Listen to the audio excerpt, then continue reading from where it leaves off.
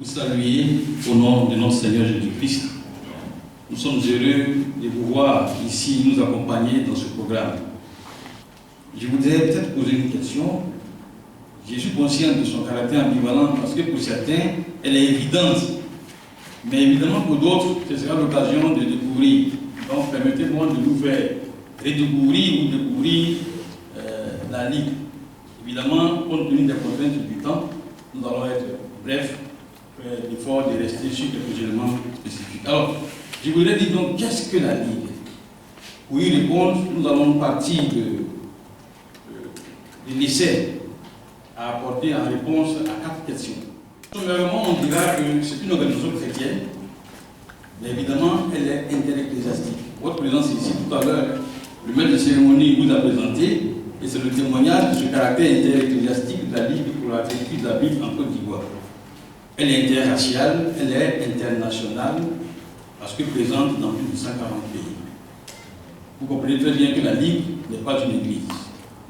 En Côte d'Ivoire, elle existe depuis 1961, et c'est à l'initiative du premier président, le vénéré Nyalega Jérémie, qu'on peut acclamer. La Ligue, pour la à la base, la Ligue est une œuvre, une mission qui travaille, n'est-ce pas, à gagner les enfants et les jeunes. Et à leur permettre eux aussi, n'est-ce pas, d'avoir accès aux études et récités si on ne voit pas le vécu. Et donc, dans notre travail, nous aidons les jeunes, les enfants et toutes les catégories d'âge à méditer et pratiquer la parole de Dieu, de sorte à avoir un impact dans notre vie.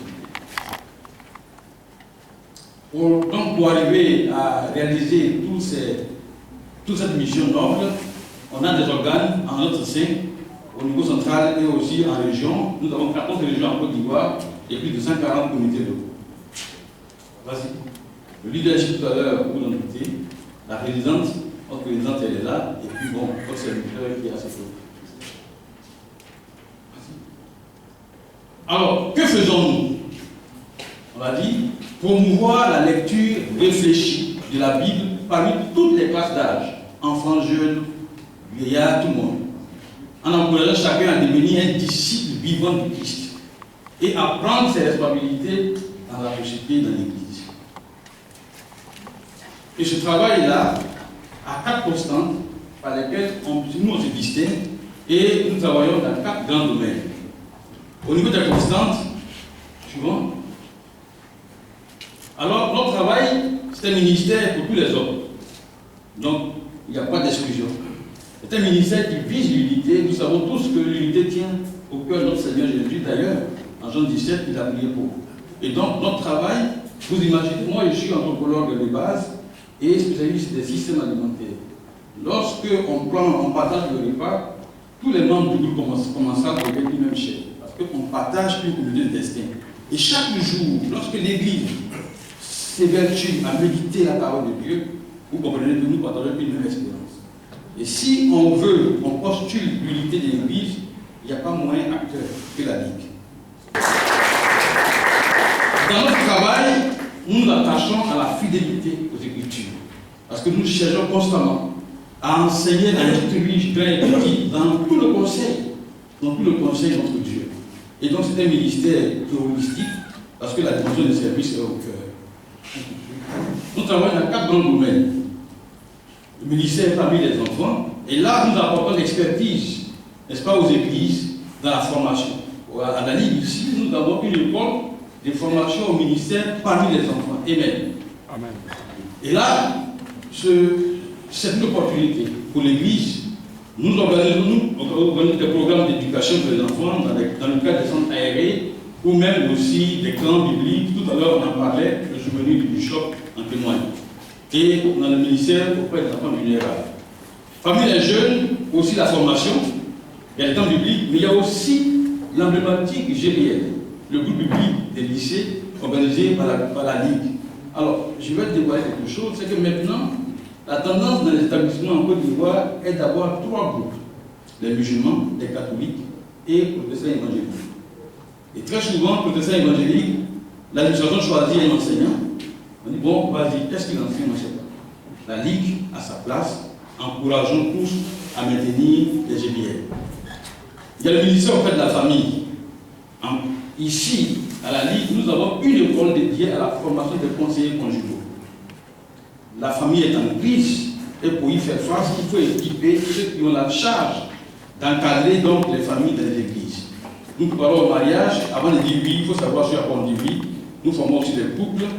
Et au niveau du ministère biblique, nous éditons chaque année, n'est-ce pas, les guides de méditation que nous diffusons. Tout à l'heure, nous y sommes maintenant. Et à la formation du disciple-là, nous avons plein de ressources qui accompagnent l'Église dans ce sens. Il y a ce qu'on a initié, un camp de lecture biblique. Nous sommes là aujourd'hui le 20 décembre. Si on demande combien d'entre nous avons déjà lu entièrement la Bible, je ne suis pas sûr que tout le monde peut lever la main. Et pourtant, chaque année, c'est le vœu de chacun. Alors, à la Ligue, nous avons demandé au Seigneur, nous l'a accordé, d'organiser un cadre régulier. Parce qu'on est tous occupés, n'est-ce pas? En une semaine, nous lisons la Bible de Genèse 1 à Apocalypse 22. La dernière session, c'était en septembre dernier, on était à Assini. On a pu lire la Bible en 5 jours, exactement en 59h03 minutes. Et après, on s'est baladé sur la mer. Alors, nous avons donc à ce niveau le disciple-là, le temps, et nous avons des documents ici qui peuvent aider. Et notre ministère, la dimension holistique, prend forme au niveau donc du programme EPEC. Alors, Église de Côte d'Ivoire, comment est-ce qu'on peut accéder à tout cela? Comme la parole de Dieu est la nourriture, et que l'accès à la nourriture peut se faire sous forme par le biais des restaurants, donc nous disons que par le mot des restaurants, nous à la Ligue, on va cuisiner tout, et vous venez, vous avez accès. Donc on avait des formations pour le cadre et vous venez. Ça c'est possible, mais aussi on sait qu'on peut avoir des foyers administrateurs. Et là, nous, on s'insère dans ce que vous désirez.